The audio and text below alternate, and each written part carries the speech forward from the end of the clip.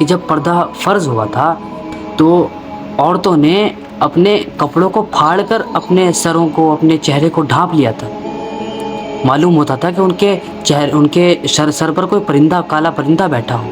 اللہ کی بندی، پردہ فرض ہے آپ لوگوں پر، پردہ بوجھ نہیں ہے، پردہ اللہ کا حکم ہے۔ فرمایا کہ جس گھر کی بیٹیاں پردے والی ہوتی ہیں، جس گھر کی بیٹی حیا والی ہوتی ہے، اللہ کی رحمتیں اس گھر میں اترتی ہیں۔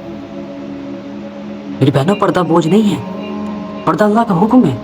جس طرح نماز کا حکم ہے اسی طرح پردے کا حکم ہے۔ فرمایا، حدیثوں میں آتا ہے کہ جب پردہ فرض ہوا تھا تو عورتوں نے اپنے کپڑوں کو پھاڑ کر اپنے سروں کو اپنے چہرے کو ڈھانپ لیا تھا۔ معلوم ہوتا تھا کہ ان کے سر پر کوئی پرندہ، کالا پرندہ بیٹھا ہو۔ فرمایا کہ عورتیں اپنے کپڑوں کو پھاڑ کر اپنے سروں کو، اپنے چہروں کو ڈھانپ کر نکلی تھی جس وقت پردہ فرض ہوا تھا، اور آپ کہتی ہیں نظروں کا پردہ ہونا چاہیے۔ میری بہنوں، یہ اللہ کا حکم ہے۔ جس طرح نماز، روزہ، حج وغیرہ کا، ان سب چیزوں کا، یہ سب چیزیں فرض ہیں، اسی طرح پردے کا فرض ہے۔ ماں فاطمہ رضی اللہ عنہ نے کہا کہ میرا جنازہ رات کے اندھیرے میں نکالنا، کہ کسی غیر محرم کی نظر میرے جنازے پر نہ پڑے۔ اور آپ کہہ رہی ہیں کہ آنکھوں کا پردہ ہونا چاہیے، نظریے کا پردہ ہونا چاہیے۔ میری بہنوں، ماں فاطمہ رضی اللہ عنہ کی زندگی کیسی تھی؟ ہم ان کی زندگی کو نہیں دیکھ رہے۔ دنیا ہمیں کیا سکھا رہی ہے؟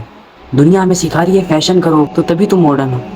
میری بہنوں، یہ دنیا فنا ہو جانے والی ہے، یہ دنیا ہمیں برباد کر دینے والی ہے۔ اس دنیا سے بچو، یہ فیشن نہیں کام آئے گا، یہ دنیا نہیں کام آئے گی۔ وہاں تم سے اس فیشن کو نہیں پوچھا جائے گا، میک اپ کو نہیں پوچھا جائے گا، دولت شہرت کو نہیں پوچھا جائے گا۔ میری بہنوں، وہاں اللہ کے حکموں کا سوال ہوگا۔ میری بہنوں، اپنے آپ کو بچاؤ، پردہ کرو، پردہ اللہ کا حکم ہے، پردہ بوجھ نہیں ہے، پردہ اللہ کی طرف سے حفاظت ہے، پردہ تمہارے لیے حفاظت ہے۔ میری بہنوں، اللہ سے توبہ کرو کہ اللہ جتنی زندگی گزر گئی اسے تو معاف فرما اور ہمیں پردے والی زندگی نصیب فرما۔ کہو آمین۔